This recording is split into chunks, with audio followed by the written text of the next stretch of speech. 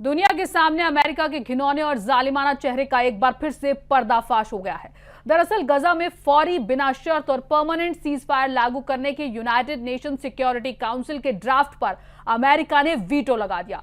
अक्टूबर 2023 से लेकर अमेरिका ने यूएन में इजराइल को बचाते हुए अब तक 5वीं बार वीटो का इस्तेमाल किया है, जिससे यह साबित होता है कि दुनिया के सामने ट्रंप भले ही नेतन्याहू से नाराजगी जाहिर करें, लेकिन अंदर खाने इजराइल अमेरिका चोर चोर मुसेरे भाई हैं।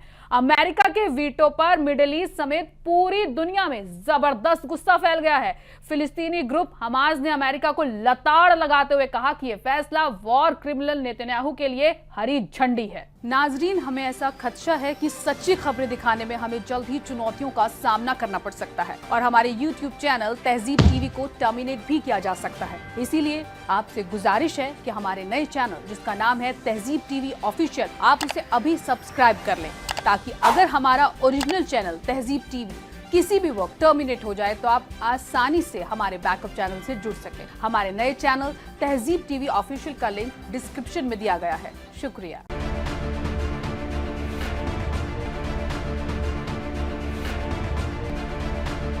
बीते कुछ हफ्तों से ट्रंप और नेतन्याहू के बीच के रिश्तों की तकरार ने पूरी दुनिया में खलबली मचाई हुई है। ट्रंप हुकूमत के जरिए नेतन्याहू के खिलाफ कई फैसले लेने की बातों ने दुनिया को इस वहम में डाल दिया कि ट्रंप इजराइल से नाराज हैं। यहाँ तक कि ट्रंप ने मिडिल ईस्ट का दौरा इजराइल जाए बिना ही मुकम्मल कर लिया। एक्सपर्ट और मीडिया जराये के हवाले से खबरें आई कि ट्रंप और नेतन्याहू के बीच फोन पर बहसबाजी तक हुई है, मगर अमेरिका के एक हालिया कदम ने पूरी दुनिया को सख्ते में डाल दिया है। दरअसल गजा जंग को रोकने के लिए पूरी दुनिया से उठ रही आवाजों और कोशिशों के बीच यूनाइटेड नेशन सिक्योरिटी काउंसिल ने गजा सीज फायर ड्राफ्ट पेश किया, जिसके हक में 14 ममालिक ने वोट किया, लेकिन अमेरिका ने इजराइल का साथ देते हुए इस ड्राफ्ट को वीटो कर दिया। द गार्डियन के मुताबिक गजा में फौरी, बिना शर्त और परमानेंट जंगबंदी की कॉल वाले यूएनएससी के ड्राफ्ट पर अमेरिका ने वीटो लगा दिया, जबकि काउंसिल के बकिया 14 देशों ने इसके हक में वोट किया।